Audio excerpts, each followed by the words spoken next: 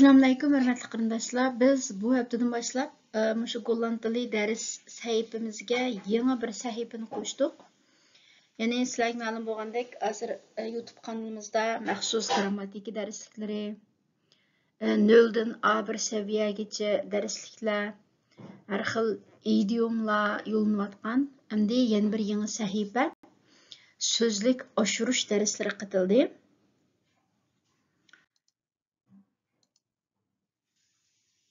Biz bu səhifəmizdə asaslıq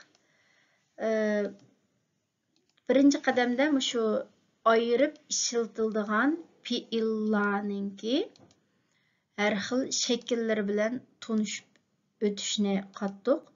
Yəni ayırıb işlətildiğən fiillarınki qrammatikалық uqumunu Golland dili qrammatiki dərsimizninki 23-cü dərsini görüb çıxışınlarını tavsiyə qılımən. Əmdi bu sözlük aşırış dərslərimizdə asaslıq şu ayırıb işlətildiğən fiillarınki məniləri ilə tanışıb çıxımız. Yəni bunu qrammatikалық uqum işlətilişi kirməyimiz, fəqət məniləri. Çünki Golland dildə bu ayırıb işlətildiğən fiillarның bir qancha xil məniləri var adətdə cümlələrdə. Bunlar köp mənilik sözlərə kiridi. Şu səbəbdən həm dəstləb öyrəngüçilərə nisbətən bir əsli saqlaşda və ya ki mənasını bilişdə sel təsiraq söz bolğanlıq üçün dəstləbki qədəmdə məxsus şu ayırıb işlətildiğən fiillarınki mənələri doğrusunda bir görüş dərslərini təyəldıq. Bugündüğümüz birincisi neymen. Yəni şu neymendən kelib çıxan türk neymen, in neymen, out neymen, for neymen, op neymen, be neymen, dor neymen, offer neymen, af neymen, an neymen. Muşlar bilən tanışıb ötümüz. Al bilen neymenning özünün mənisi. Yəni neymenning almaq, buyurutmaq, satıb almaq degəndək hər xil məniləri var. Ondan yana neymen bilen birgə keladigan fast kombinatsiya, muqim birikmələr var. Mənisi aldı mənisi qaraylı. Yəni iknim kopiya tey desək, yəni mən bir stakan çay alay, bir stakan çay içay degəndək məniləri çıxıdı. Yəni və neymen taksi, bus, tren desək, yəni biz taksiyə çıxımız, avtobusğa çıxımız, poyizğa çıxımız degəndək mənilərim çıxıdı. Onda neymen bilən kildiğən fasta kombinasiya, yəni muqim birikmələr. In bad neymen, yəni munçağa düşmək degən mənidə. Iemand in dienst neymen, bir kimni işqə almaq. In besluit neymen, yəni bir qarar qılmaq, qarar almaq. Inisiativ neymen, yəni bir işdə qızğın bolmaq, aktiv bolmaq degəndək məndə.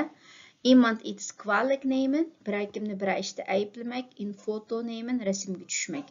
Yəni bularning hammasi muş neymen bilan keldigan muqim birikmələr. Əmdikilayli mushu neymendan tüzülgən bir qatar ayırıb işlətildiğən fiillar. Birincisi in neymen. In neymenin hər xil məniləri var. İgəllib almaq, doğru içmək, kiçikletmək, yer igəlləmək degəndək məniləri var. Mən tövəndə sizlərə hər bir mənilərə cümlələrini elib gəldim. Adətdə bir sözünü öyrənən vaxtda cümlələr bilən öyrənsəңlər, o çağda sözün işlətilişini, mənisini təxim yaxşı düşünüş faydası var. Məsələn, the stad werd ingenomen door de Duitsers. Yəni şəhər nemislər tərəfindən igəlləndi, işğal qılındı, igəlləndi degəndək mənası çıxdı dünyada.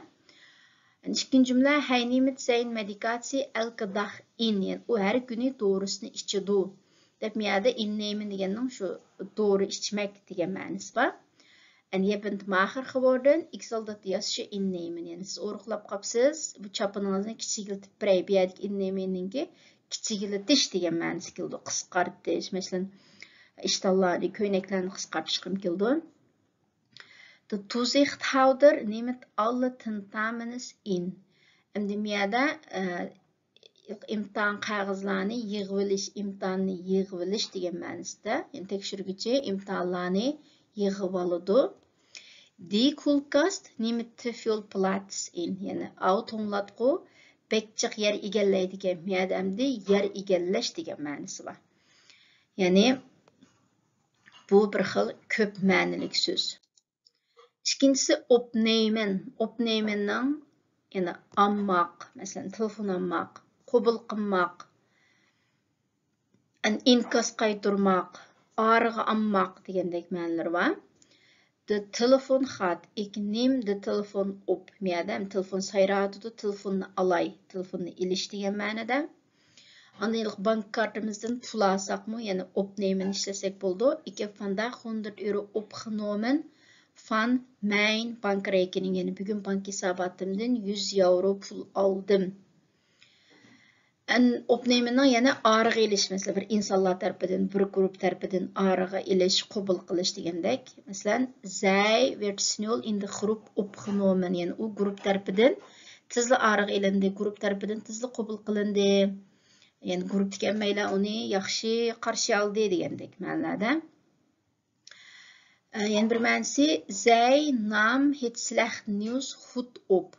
Yani bu yerda u shum xabarga, yani yaxshi bo'lmagan xabarga yaxshi inkos qaytuvdi deb, ya'ni masalan bir shum xabarni, yaxshi bo'lmagan xabarni anglagan vaqtda bek unda o'zini azoblab ketmay, ya bir ish qilib hushidan ketadigan ishlar bo'lmaydi. Normal shaklda inkos qaytuvgan holatni ko'rsatmoqchi.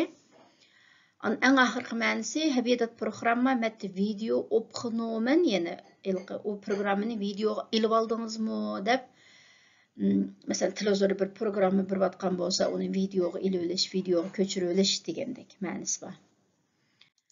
Endi keldik terugnemen. Yani terugnemenninki qaytarib ilish. Masalan, qilgan gapini qaytarib ilish yoki bergan bir narsani qaytarib ilish degan ma'noda. Ik wil mijn woord terugnemen. Desak, men gapimni qaytarib olman, degan gapimdan yenib olaman, qaytarib olaman degan ma'noda. Yani bir misal, na scherpe kritiek moest de minister zijn woorden terugnemen.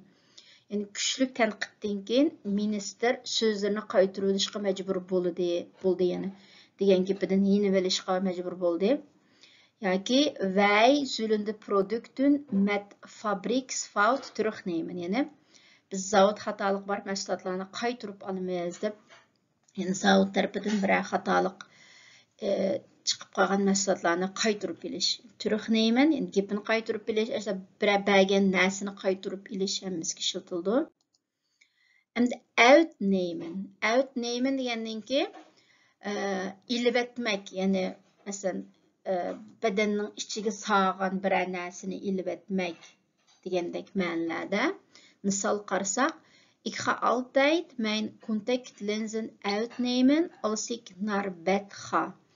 Yani men uxlashdan burun linzali ko'zoynagimni ilib o'taman deb, yani bir xil ko'zoynaklar bo'ldi-ku, ko'zning ichiga solib qo'yilgan kichik aynaklik. Yani ko'zimizning ichiga solib qo'ydik, endi ilib o'tish. Yoki shu endi tibobat dunyosida ham ba'zi bir tekshirishlarda badanimizdan ma'lum bir to'qilmalarni, ma'lum bir hujayralarni oladigu, ashunga uitnemen keldi. Masalan, bij biopsie wordt in heel klein stukje weefsel uit de bepaalde organen uitgenomen. Yani to'qilma tekshirishida, biopsiya degan to'qilma tekshirishi, yani ma'lum bir a'zodan intan kichik bir to'qilma ilindi debchi. Bu odatda shu masalan badanimizda o'sib qolgan yoki bir abaz yoki boshqa narsalar bo'lsa, shuning yaxshi sifatli yoki yomon sifatli ekanligini tekshirish uchun kichik bir qismini ilib tekshiruvchi, badanning har qaysi a'zolaridan oshqozon, o'pka, jigar bu degandek uningmi uitnemen keldi. Endi keyingisi doornemen. Bu doornemen degandanki o'qimoq degan ma'nosi va o'rganmak, boshdan kechirmak, ko'rib chiqmoq degandek har xil ma'nolarda. Misal qaraylik. Voor wiskundetoets moeten jullie hoofdstuk 10 en 11 doornemen. Yani matematik imtihani uchun sizlar 10 ve 11 bobni o'rganishinglar kerak. Yani o'rganish degan ma'nosi chiqadi.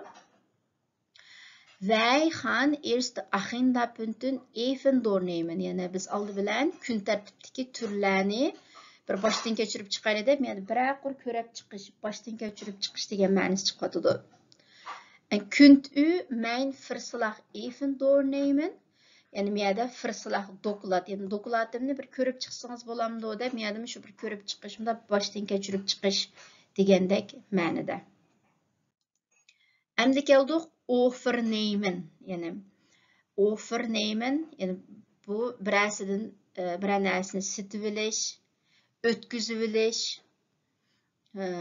yoki o'zingni ko'chirib yezish degandek ma'nolarım bor. Misol qarasak, als Juli nach Speyer verhuizen, neem ik graag je auto over. Yani agar sizlar Ispaniyaga ko'chib ketsanglar, men sizlarning mashinanglarni sotib olaman. Miyada hamda sotib olish, o'tkazib olish, mashinanglarni o'tkazib olaman, sotib olaman. Ikkinchi misol, kan je mijn werk van vandaag overnemen?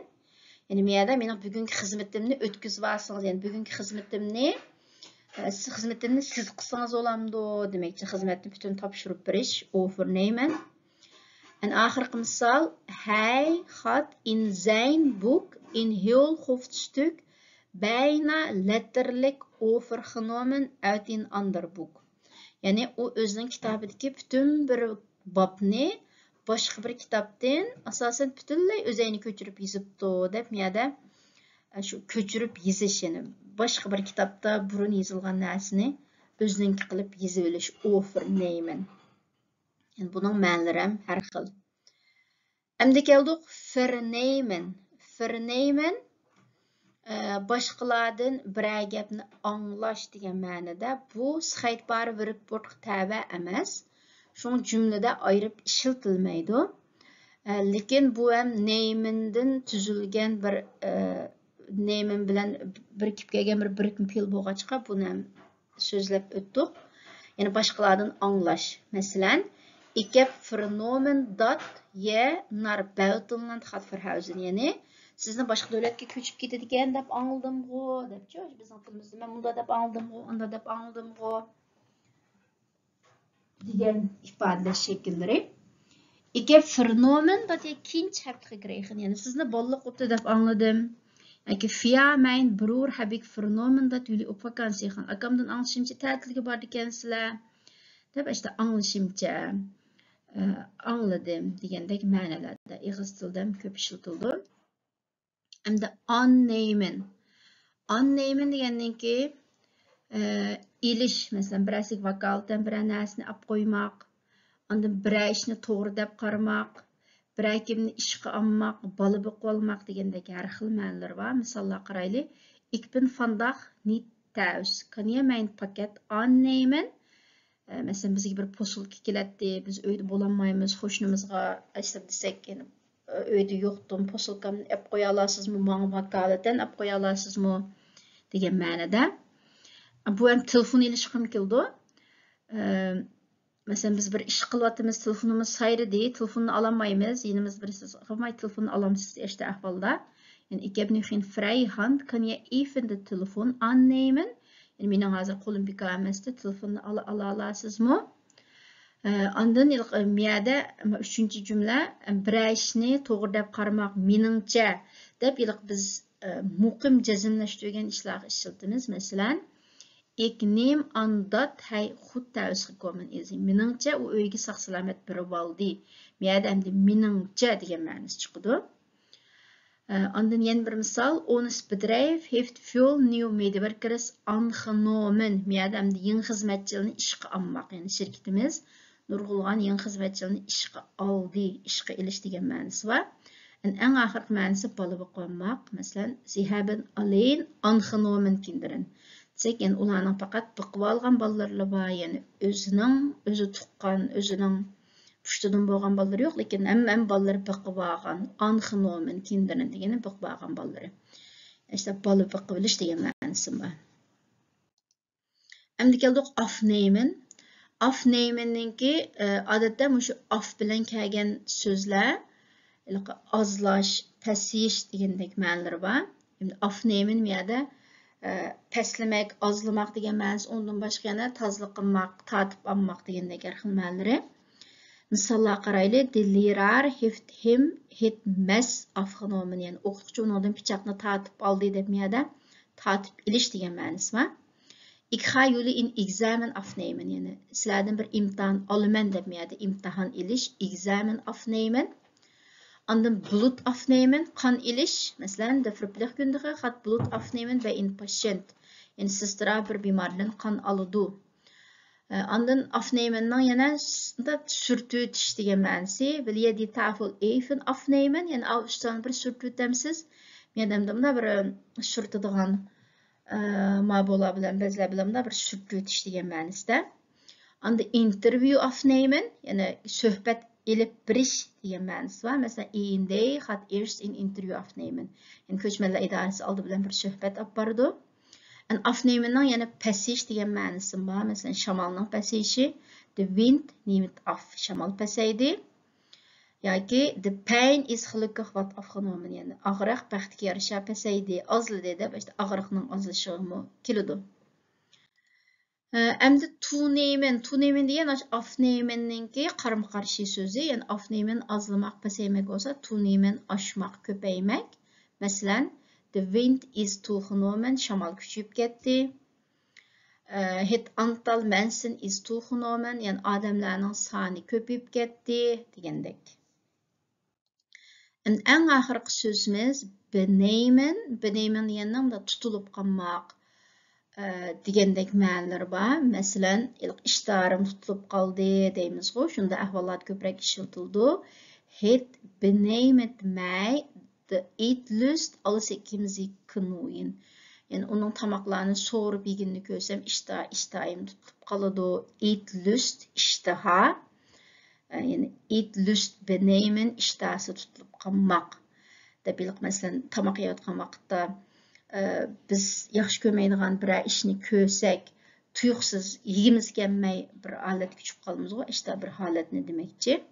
Knoeyen degan shu tamoqlarni so'rib, to'kib yeydigan odamlarni demakchi. Yoki masalan tamoq yegan so'rinda bir mos kelmagan paranglarni qilib qolsa, shu vaqtda bir ishtoyimiz tutib qoldi, tamoqni yegimiz kelmay, shunday bir ahvollarda ishlasak bo'ldi. Yani bugünkü sözlük aşırış dersimizden birinci kısmı müşahede ahırlaştı. Yani bugün müşü neyminden kelip çıkan bir yürüş sözlerden ki her xil ma'nilaridan tanışıp çıktık. Ma'qulamsa dersimizni anlığınızga rahmet. İnşallah keyin qitimliq dersimizni ko'rishaylik. Aman bo'lgaysizlar.